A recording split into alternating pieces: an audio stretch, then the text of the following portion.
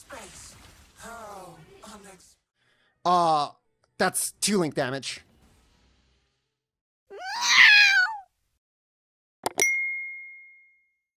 Okay, let's go over the build real fast. The core design of this build is modeled around Whispering Infinity, right?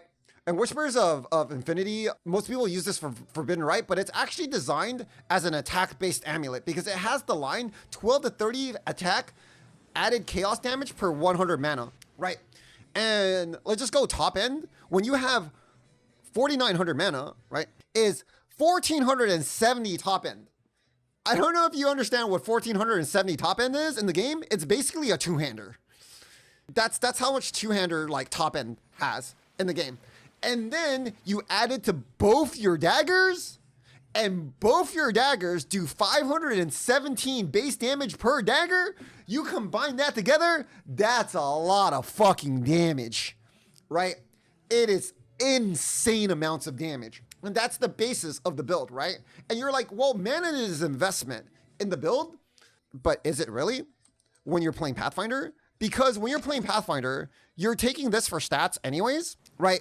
For mana, and you're taking Flash Effect because you're playing Pathfinder. You want Flash Effect. And you also need to take another node on Pathfinder for Flask Duration or Flask Increase of Flash Effect, which normally people take this or this node for, but we just take the mana node instead from Druidic Rites. And all I have is the one other mana node that I wanted to take for reservation efficiency. Basically 3 mana clusters and Eldritch Inspiration, which, you know, is a part of the low tolerance clusters that you want to be using anyways, make up for all the mana that you need to get to like 5k, right? On top of, you know, certain pieces are in your gear. So on top of that, we're stacking an int for ES anyways, so int also gives mana. So all of those things combined will give you a decent amount of mana for this build, right? So that's basically like the synergy with the build. Int, Pathfinder Flask nodes, and the node, a secondary node that you would already need for, you know, your clusters anyways, right? It's sort of free, not really free, but that combined together is how this build kind of works. Is this variant stronger than build? I don't think Jung's build even comes like, it's not even close. Jung's version is like the old style of Mambas, and I think the old Mamba setups are just like, they were all just mediocre builds compared to the Whisper setup.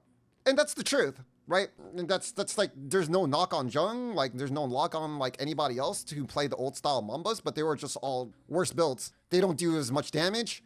They're not tanky enough. And they all relied on flasks and couldn't do any of the flask mods in the game, or they all brick their characters, right? Anyways, so that's the basis of the build, right? And how we decided to build this build, since we wanted mana, is to stack some int, right? And going int, we're going CI. CI gives us obviously big defense, right? A 14k ES is decent amount, right? To get res, you have 2 ways of doing it. On the more budget setup, you have melding. On my setup, I'm using Purity of Fire Sublime Vision, which is very, very expensive. But what that allows you to do is it lets you dodge alter mods. It lets you dodge a lot of the penetration, like from like Shaper Balls or like, I don't know, whatever lightning pens in the game, right? It lets you dodge a lot of the penetration that's on those things. And it also lets you use Arctic Armor, which reduces the damage, the incoming damage when you're standing still by a lot. So we're Sublime Vision, and this is one of the best leagues to use Sublime Vision ever, because normally when you use Sublime Vision on Purity of Fire, all your aura skills are disabled, right? But as you can see, since it's Mercenary League, we are abusing the shit out of mercs. And your merc, also, Blade Bitter, gives you Malevolence and Grace. And you can stack Malevolence effect to 260%, giving you 80% more damage just from the Malevolence mod, also giving you Grace for a big amount of multi-hit defense. Normally when you play Mamba and you don't have Grace and you don't have block, too many monsters combined in a breach is just going to destroy you. But since we have Grace, this league, using Sublime Vision is actually a really, really good choice. Normally it's not, right? You would need to play it in like a life build with like Defiance of Destiny in order for it to work, but this league we can do it. And that also allows for, you know, Watcher's Eyes comes into play, right? With the Sublime Vision. So this build is basically modeled off of like all of these things that we don't normally get, but we can like sort of abuse this league. The tree is very, very simple. It's just a low tolerance tree with Eldritch Inspirations in every single node. I have a Voices and my build is really, really expensive right now, but you can see the budget builds in the sheet, and they are also very, very good for the amount of money you pay for them. But that's basically like the gist of the build. I can go over like the budget setup a little bit more because that's what most people are going to be like playing. This is the build that was designed around 150 divines. I have a multi-mod dagger here. Basically, any fracture on any of these mods, spam Essence Annul and you're done. Probably mana would be the fracture here, right? Because then you can create better daggers. Generally just fractured into dense fossils on ES gear. And you can probably get everything done for around 100. It might not have this exact ES number, but the clusters you have to probably craft them yourself because they're probably around like 3 divines each if you have to buy them. But it has basically 5 voices and just like 2 mod like larges. You can substitute this for voices for 5 passive voices too. It's fine. You can see this build still has dot cap. It's still 23 million uber dot cap. Right, or uber dot damage, which is 23 million times 3.3, which is 76 million poison damage, which is utterly insane. Most builds don't even come to this, and it still generally has big max hit. The problem with a setup like this is it doesn't dodge altars because it relies on cold and lightning res, right? It doesn't dodge a lot of the risk mods that, like, say no flask charges and, all of that stuff.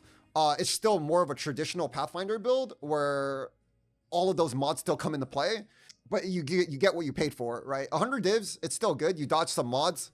You have to dodge some mods, but it is whatever. It's still a lot of damage, a lot of clear, a lot of survivability for a build of this budget, right?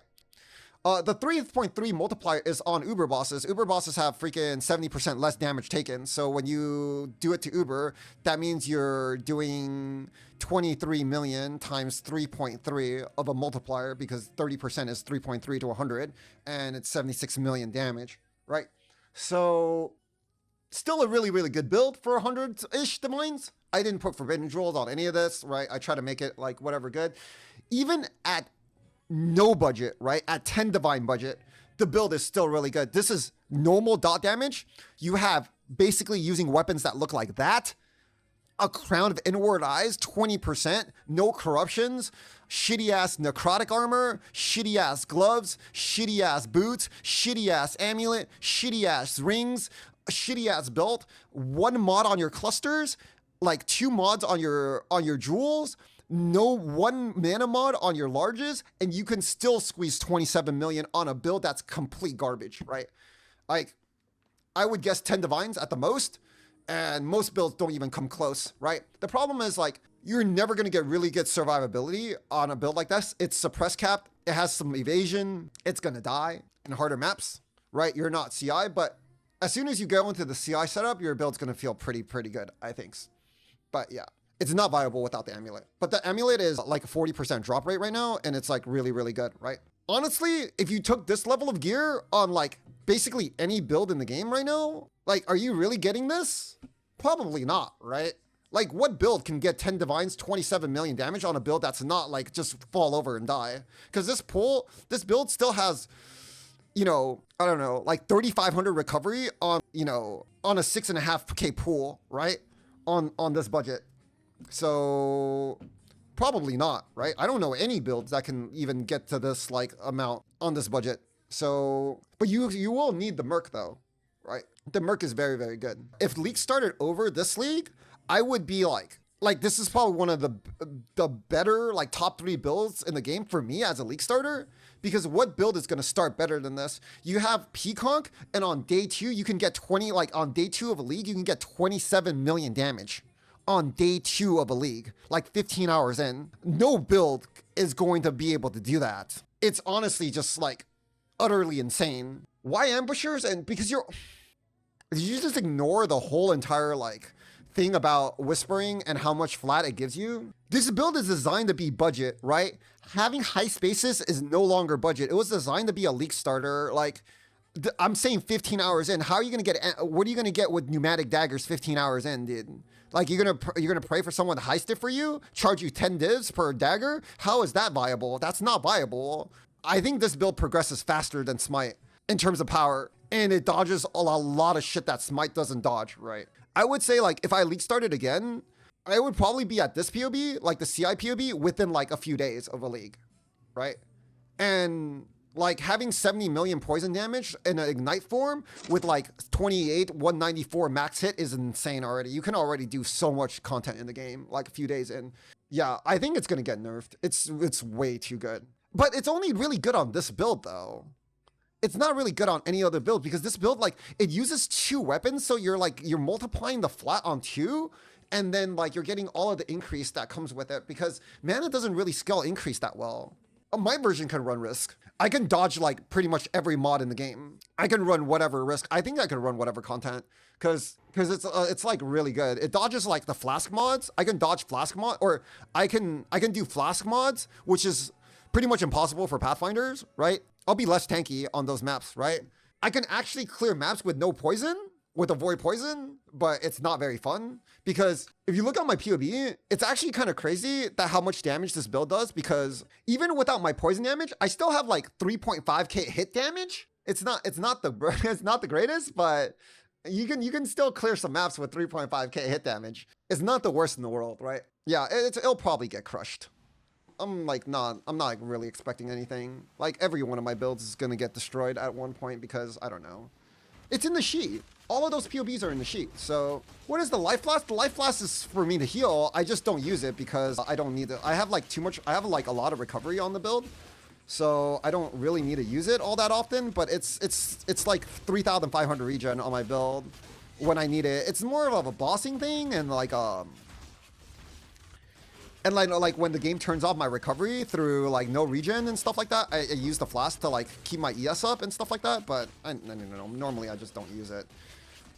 You know, all my builds are just like lower number of buttons, the better, right? Like I don't design builds that like make me press like 50 million buttons because I don't like it. But yeah, when I need to press them, I will press them. But it's no chaos explosions. I clear like the whole entire screen in one hit. It's just prolif.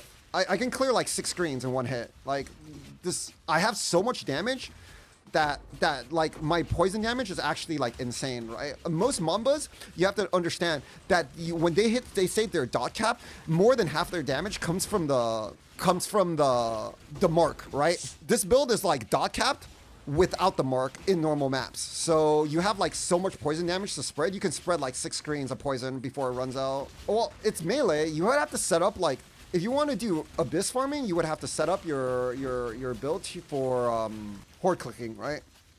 Sorry.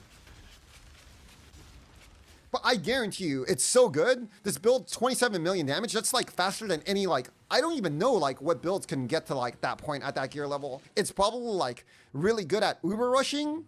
It's really good at freaking like farming like stuff like breach. Like think about it. Think about it. How good does a build have to be good if you go, this build is really good for day 2 uber rushing and breach?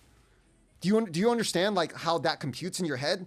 That means the build is fucking utterly fucking insane because those are 2 opposite ways of the spectrum in terms of like one is single target oriented and one is clear oriented, right? And if a build can do both, it's like, can we go back to the flicker strike? Sure, dude.